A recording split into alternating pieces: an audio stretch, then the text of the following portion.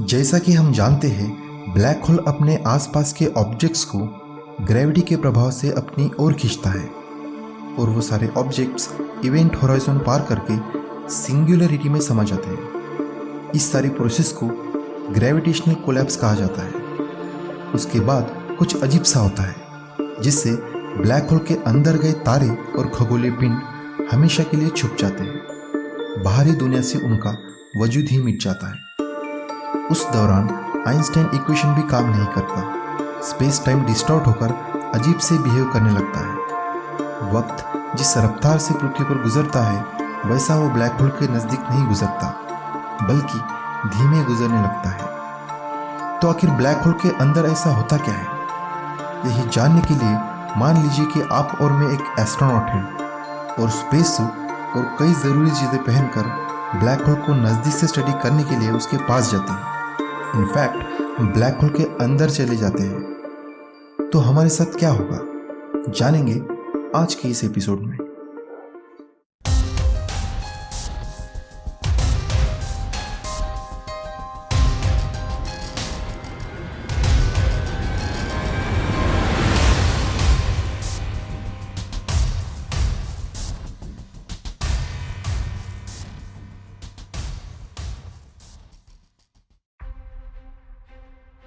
Black hole में जाना मतलब किसी बहुत बड़े वाटरफॉल के पास कोई बोट लेकर जाने जैसा है।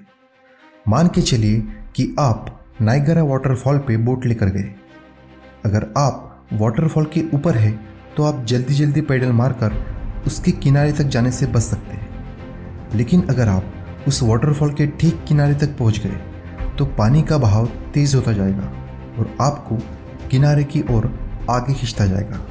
फिर एक पॉइंट पर आकर आप सीधा ऊंचाई से नीचे गिरेंगे और उसमें आपकी मौत हो जाएगी। ठीक ऐसा ही कुछ ब्लैक होल के अंदर जाने से होगा। ब्लैक होल्स को हम उसकी साइज और मास के हिसाब से दो ग्रुप्स में बांट सकते हैं। पहला स्टेलर मास ब्लैक होल्स, जिनका मास लगभग हमारे सूरज जितना होता है और आकार में ये किसी पर्वत के साइज के होते हैं। और दूसरे सुपर मैसिव ब्लैक होल्स, अपने नाम की तरह ये काफ़ी बड़े होते हैं और इनका मास हमारे सूरज से मिलियन टाइम्स ज़्यादा होता है। तो अगर आप किसी स्टेलर मास ब्लैक होल में अपने पैरों की तरफ से गिरते हैं तो उसकी ग्रेविटी आपके पैरों को ज़ोर से अंदर खींचेगी क्योंकि वो उससे पास है।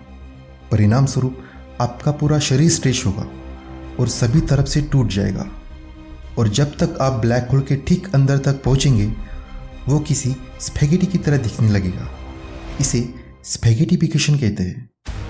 वही अगर आप किसी सुपरमैसिव ब्लैक होल में गिरते हैं तो उसका ग्रेविटेशनल पुल आपके पूरे शरीर पर होगा और आप बिना किसी कठिनाई के ब्लैक होल के ठीक अंदर तक जा पहुंचेंगे। तो अगर आपको किसी ब्लैक होल में जाना है तो कोशिश कीजिए कि वो कोई सुपरमैसिव ब्लैक होल हो। कहा जाता है कि हर गैलेक्सी के बीचों बीच एक सुपरमैसिव ब्लैक होल होता है।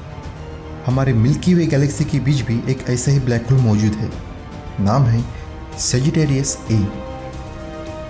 इसी बीच अगर मैं ब्लैक होल से दूर खड़ा रहकर आपको देख रहा हूँ तो मेरे हिसाब से आप ब्लैक होल के बीचों बीच पहुँचेंगे ही नहीं, बल्कि मैं देख पाऊँगा कि आपकी मूवमेंट स्लो हो गई है।